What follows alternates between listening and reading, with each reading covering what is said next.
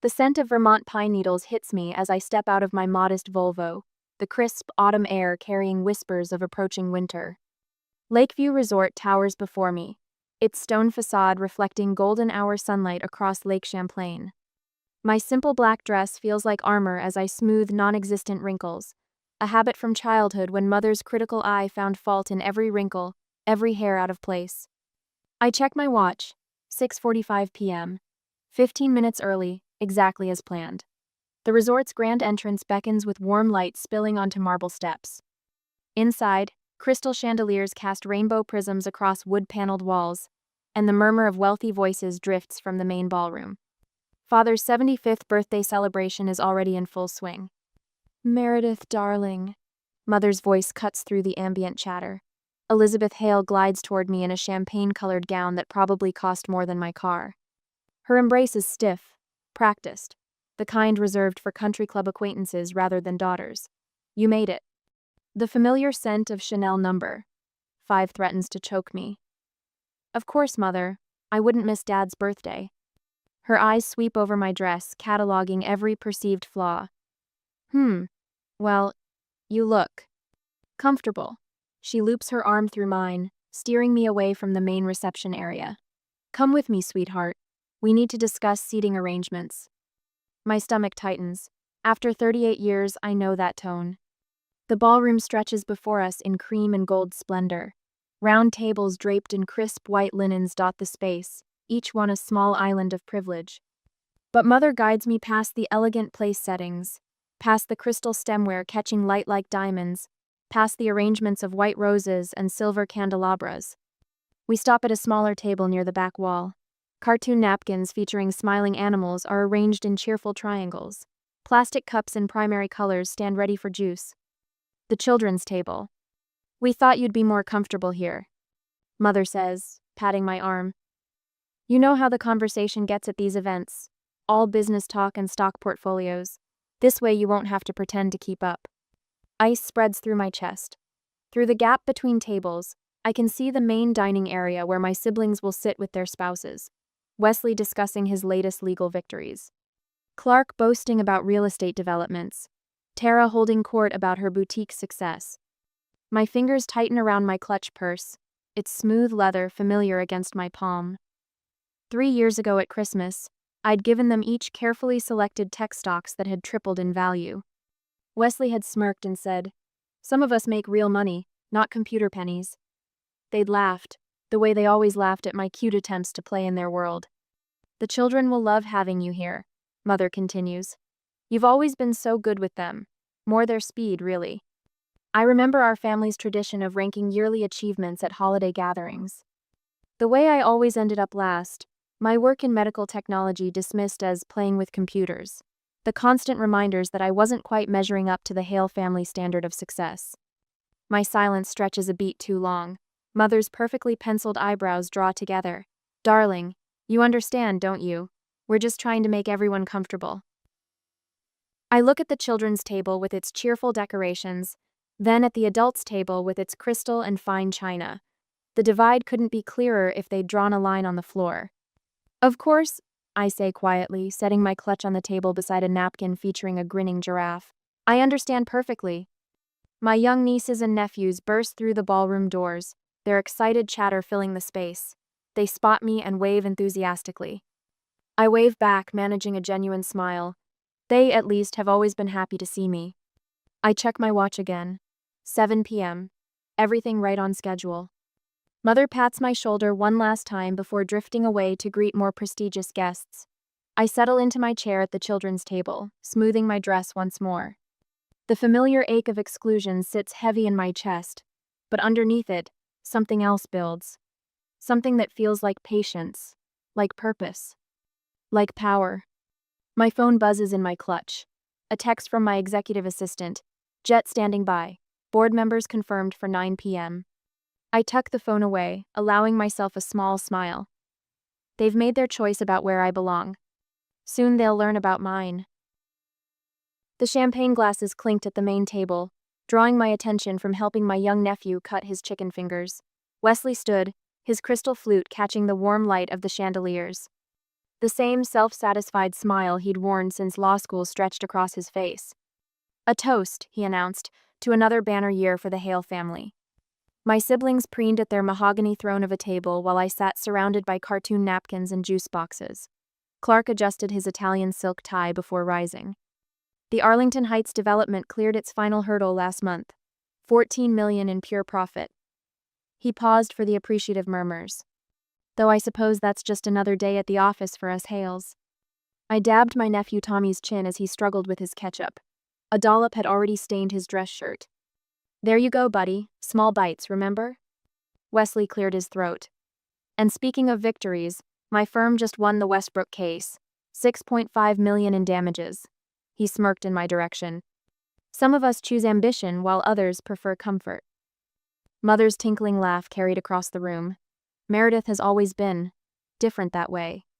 I focused on helping Sophie, my niece, arrange her carrots into a smiley face, while Tara launched into a breathless recitation of her boutique's feature in Vermont-style magazine.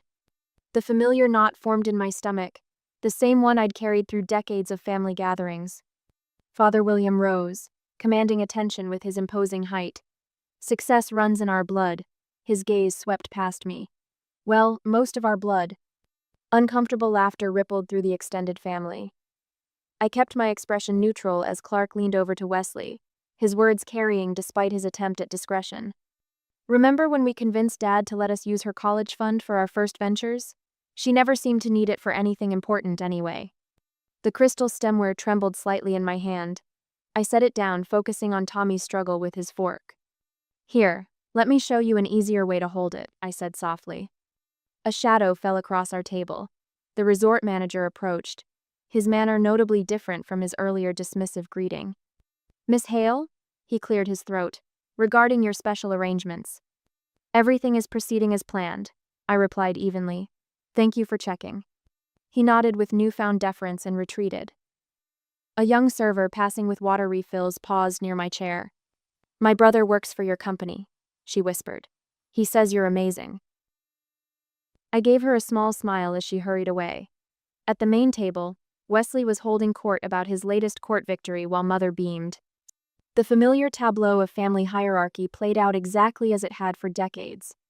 Until it didn't. A resort staff member in a crisp uniform stepped onto the patio, tablet in hand. "Excuse me, is there a Meredith Hale here? We need confirmation for private airspace clearance before your jet arrives." The clinking of crystal ceased. Silence descended like a heavy curtain. Clark's laugh cut through the quiet. "Must be a different Meredith Hale." I raised my hand slightly. "That's me. Thank you for checking." My voice remained steady, though my heart thundered against my ribs. "Please tell them to proceed according to schedule."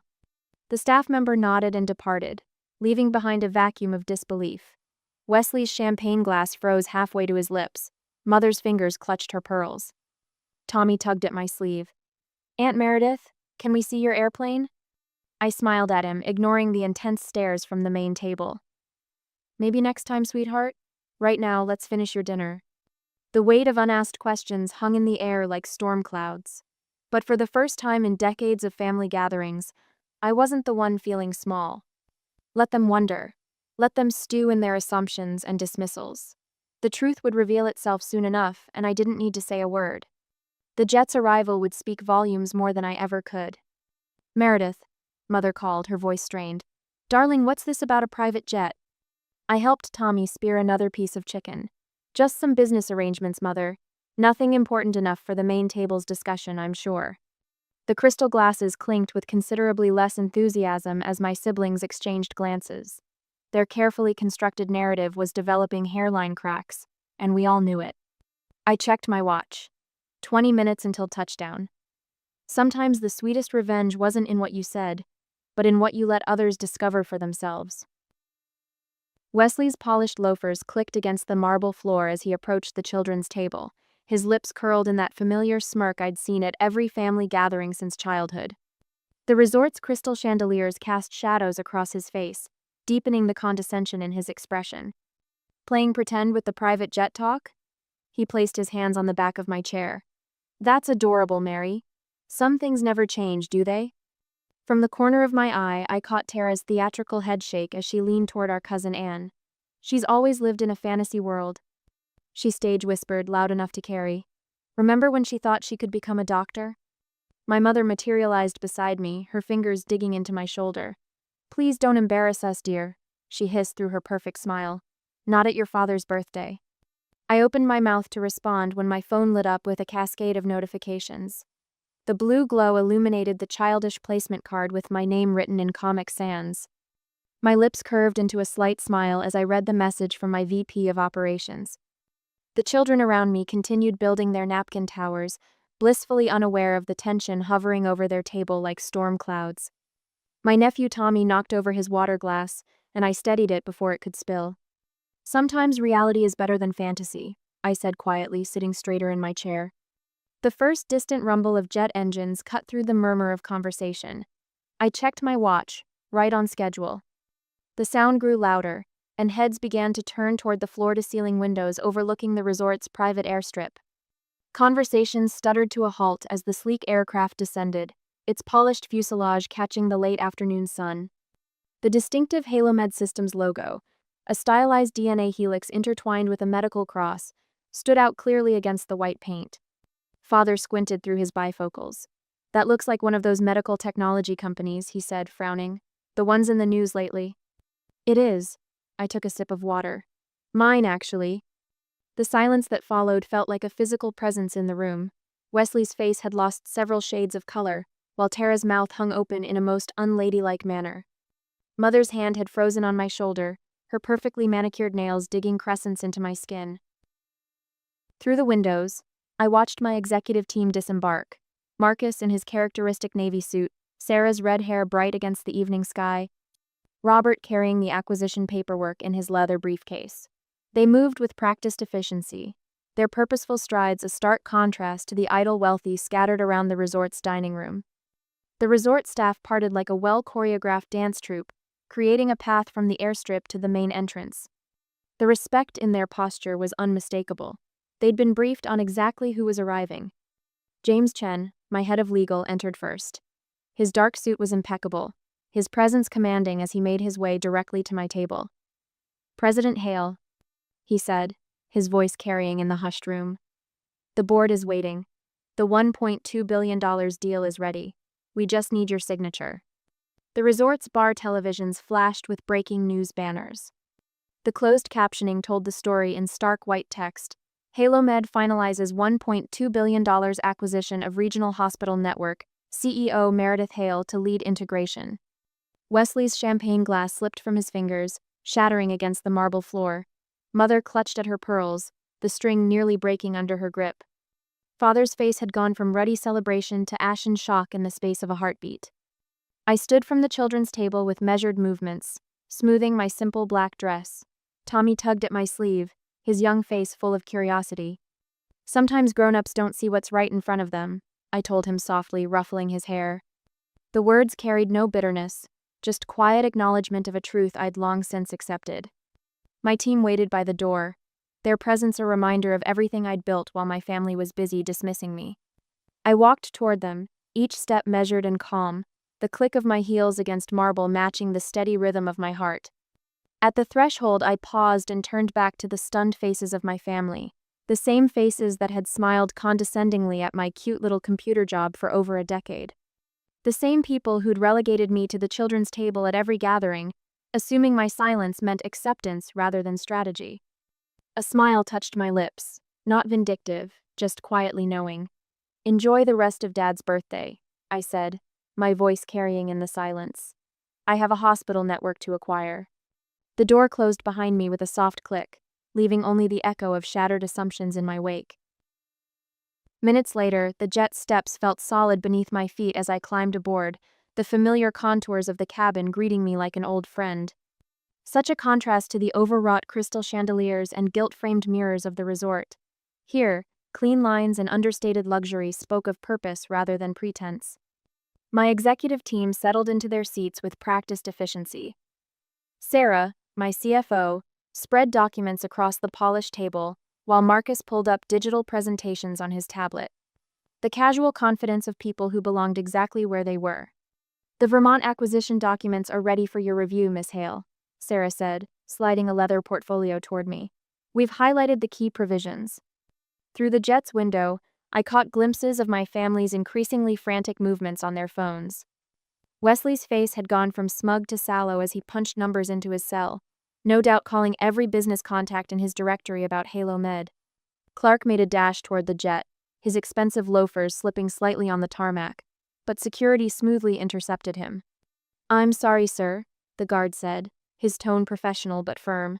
Miss Hale's instructions were quite clear. The scene unfolding below took on a surreal quality, like watching a silent film through glass. Tara's voice carried across the distance, pitched deliberately loud enough to reach the gathered resort guests. "We always knew she would succeed. It's what we always said, isn't it, Mother?" The other guests' reactions were subtle but unmistakable. Raised eyebrows, sideways glances, the slight shuffling away that signaled polite disbelief.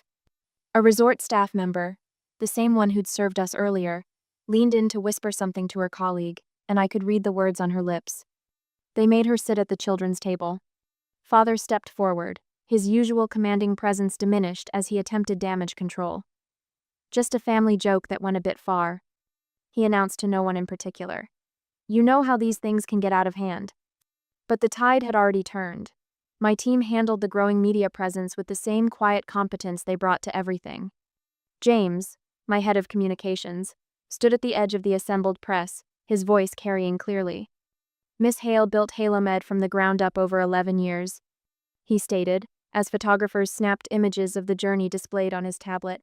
From a small startup to the industry leader in cardiac monitoring systems. The photos told their own story. Me in our first office, surrounded by prototype designs, the team celebrating our first major contract, the opening of our research facility. Each image a silent rebuke to my family's dismissive narrative. I watched as resort guests began gravitating toward my nieces and nephews, their curiosity evident in their eager expressions. "What's your aunt really like?" I heard one woman ask Tommy, my sister's oldest. "She seems remarkable." Tommy's face lit up. "Aunt Meredith is awesome. She helped me build my science fair project last year. We won first place." The shift in social dynamics was fascinating to observe. Elizabeth's carefully cultivated country club friends began drifting away from her orbit, their body language speaking volumes. The same women who had laughed at her jokes minutes ago now found urgent reasons to be elsewhere. Clark's phone buzzed again. I could see him flinching as he answered it. One of his real estate investors, no doubt. The man's face had taken on the gray pallor of someone watching their carefully constructed world crumble.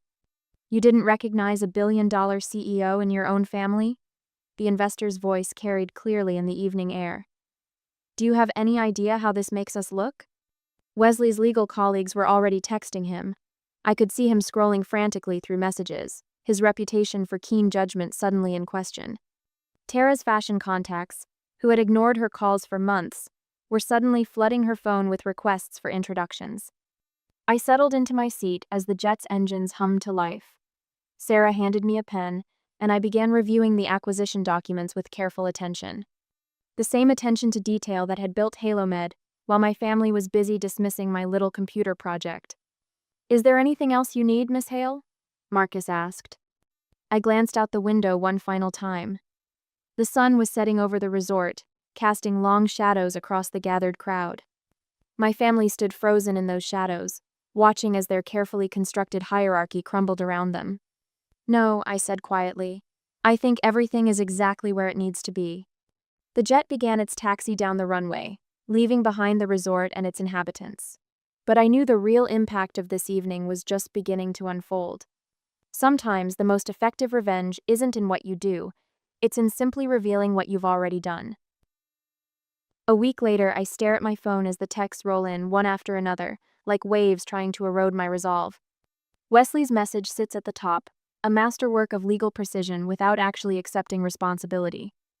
While certain misunderstandings may have occurred regarding past family interactions, I want to express my deepest regret for any perceived slights.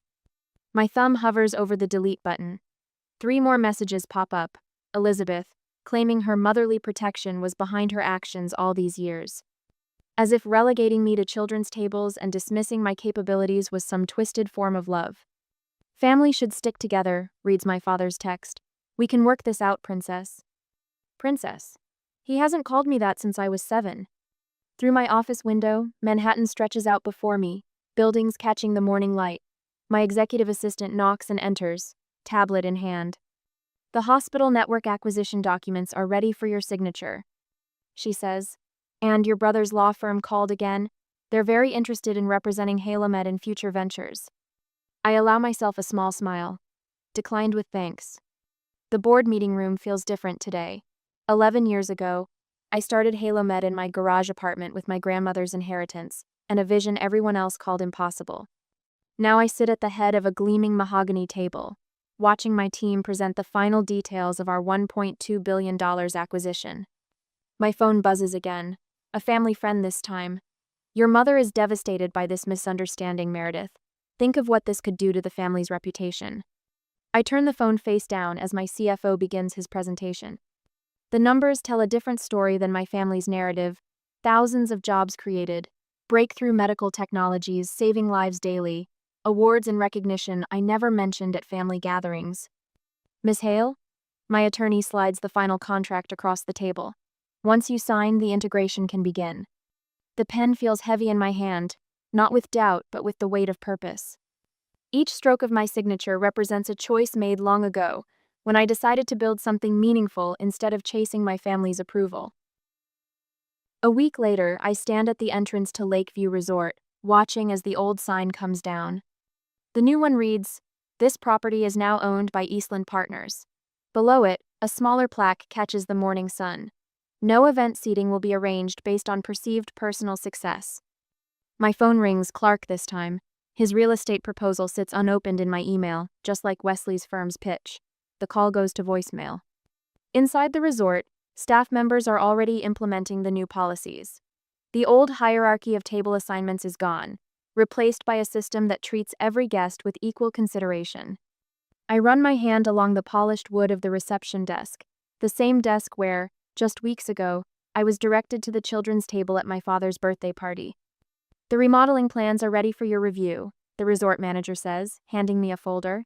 And we've had several inquiries about the new ownership structure. Let them wonder, I reply, thinking of the countless times I sat at lesser tables, watching my siblings bask in preferential treatment. Sometimes the best response is simply doing better. My assistant appears with a tablet displaying the latest press coverage. Halomed's Community Impact Initiative is making headlines, not just for the lives we're saving, but for the way we're transforming healthcare access in underserved areas. The same family that dismissed my computer pennies now watches as their social circle celebrates my company's achievements. A text from my mother. We should talk about the resort, dear. Perhaps over lunch? I think of all the lunches where I sat quietly, absorbing their judgment, their casual cruelty masked as concern, the annual rankings of achievements that always placed me last. The Christmas parties where my gifts were treated as jokes while Wesley's law firm bonuses earned standing ovations. No response needed. In my office later that evening, I review the week's reports. The hospital network integration is exceeding expectations. Our new cardiac monitoring system is saving lives in ways my family never bothered to understand. The resort's bookings have increased under the new inclusive policies. Success tastes different when you've built it on your own terms. My niece sends a video message. She's been accepted to MIT's engineering program. Aunt Meredith, you showed me it was possible, she says, her smile bright and genuine. Thank you for seeing me. This, I think, is the real victory. Not the property acquisition that stunned my family, not the billions in market value, but the chance to ensure another young woman won't have to prove her worth at the children's table. The sun sets over Manhattan, painting the sky in shades of possibility. My phone stays silent now. They've finally realized I won't be manipulated back into their hierarchy. The daughter they underestimated has become the woman who transformed their social playground into a testament to equal treatment. I open my grandmother's journal, the one who left me the seed money that started everything. Her words still ring true. Success isn't about who notices you. It's about what you notice needs changing. The resort's new sign glows in the evening light, visible from my office window. No more separate tables, no more arbitrary rankings, no more proving worth through wealth or status. Sometimes the quietest revenge is simply building something better than what hurt you. And they'll have to live with that reality every time they drive past that sign. I stand at my office window overlooking Central Park, watching the late autumn sunlight paint the trees in shades of gold. 6 months have passed since that night at the resort, and the view still takes my breath away, not because of its grandeur, but because of what it represents: freedom, purpose, a life entirely my own. My reflection in the glass catches my eye. The woman staring back at me stands straighter than she used to, her shoulders relaxed rather than braced for impact. My customary low bun has loosened slightly during the day, a few strands framing my face. I touch Grandma's platinum watch on my wrist, its familiar weight grounding me. Behind me, my desk holds the standard executive suite decor: sleek laptop, carefully organized papers, a single orchid blooming in elegant defiance of the winter approaching outside. But it's the photos that tell the real story. My executive team at our last product launch, faces bright with shared triumph. Sarah from engineering holding up our latest patent approval. The IT department's ridiculous holiday party photo where we all wore lab coats decorated with tinsel. And there, in a simple silver frame, my nieces and nephews at the lake last weekend, their faces full of joy as they helped me plant tulip bulbs for spring. No other family photos grace these walls. Some absences speak louder than presence. My intercom buzzes. "Miss Hale? The first guests are arriving at the resort." "Thank you, Claire." I gather my coat and bag, each movement measured and calm. Have the car brought around.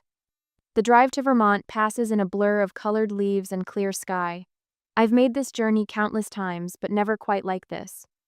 The resort appears through the trees, its elegant facade unchanged yet somehow transformed. Perhaps because I see it through different eyes now. Or perhaps because the sign at the entrance now reads, Eastland Partners, a HaloMed property. The circular table dominates the main dining room, replacing the hierarchy of separate seating that marked so many painful gatherings. White roses and silver candles create an atmosphere of understated elegance. No children's table in sight. Wesley arrives first, of course. His lawyer's instinct for positioning himself advantageously hasn't changed. Meredith. He hovers uncertainly by the entrance, his usual swagger dimmed. "This is quite something you've done with the place." "Thank you," I gesture to the table. "Please sit anywhere you'd like." His eyes dart around, searching for the best strategic position, before realizing there isn't one. Every seat holds equal weight in a circle. He settles eventually, tugging at his collar. The others filter in gradually. Clark, subdued without his usual audience of investors. Tara, wearing a dress that probably cost more than most people's monthly salary. Mother and father arm in arm as always. Various aunts, uncles, cousins. And finally, my favorite people, the kids, running ahead of their parents with uninhibited enthusiasm. "Aunt Meredith," Emma launches herself at me, all gangly limbs and pure affection. "Did you see the new playground? It's amazing." I did. I squeeze her tight, breathing in the scent of apple shampoo and childhood. "What's your favorite part?" "The rocket ship climber? It looks just like the ones in your company video." I catch Sarah's eye across the room. It had been her idea to design the playground equipment based on our medical imaging machines, making science feel magical rather than intimidating. She grins and gives me a subtle thumbs up. The evening unfolds with a different energy than our previous gatherings. No one dominates the conversation. No achievements are ranked or measured against each other. When my phone buzzes with news about HaloMed's latest cancer treatment breakthrough, I silence it without checking. Some things matter more than business. Later, I find myself in an unexpected moment with one of the resort's newer employees, a young woman named Jessica who reminds me painfully of myself at that age. She's restocking the breadbasket with trembling hands, shooting nervous glances at my family members. "They said I shouldn't bother applying to medical school," she whispers when I catch her eye, "that I should stick to something simpler. Let me tell you something about success." I keep my voice low, just for her. "It isn't what they think it is. It's not about proving them wrong, it's about proving yourself right." Her spine straightens almost imperceptibly. "Really?" "Really." I pull out one of my business cards, writing my private email on the back. "Send me your application when it's ready." I know some people on admissions boards who value potential over pedigree. The light in her eyes reminds me why I do this. Why I choose connection over isolation, impact over revenge. Some victories don't need applause to matter. When the prestigious Thompson Medical Innovation Awards ceremony calls later that week, I decline their invitation without regret. Instead, I spend that evening walking the pediatric ward of our newest hospital acquisition, watching our monitoring systems track tiny heartbeats with perfect precision. A small boy waves from his bed, his smile bright despite the tubes and wires surrounding him. "Are you a doctor?" he asks. "No." I perch carefully on the edge of his bed. "I just help make the machines that help the doctors help you." "Cool," his eyes widen. "Can you make them less beepy? They wake me up sometimes." I laugh, making a mental note to talk to engineering about sound reduction options. "I'll see what I can do." My reflection catches in the window as I stand to leave. The same face that used to seek validation and family approval now finds its purpose in moments like these. Success doesn't always wear the face we expect it to. The sun sets over the resort's lake as I complete my final task of the day. The dock creaks softly under my feet, water lapping against the shore in gentle rhythm. Everything glows in shades of amber and rose, the sky putting on its own quiet show of success. I don't need their applause anymore. Don't need their approval or understanding. The water reflects my smile back at me, peaceful and genuine. Some victories speak for themselves, in the language of lives changed and horizons broadened. In the end, that's the only validation that matters. Besides, I think as I turn back toward the resort, the best revenge isn't proving them wrong. It's living so completely right that their opinions become irrelevant. And that's exactly what I intend to keep doing.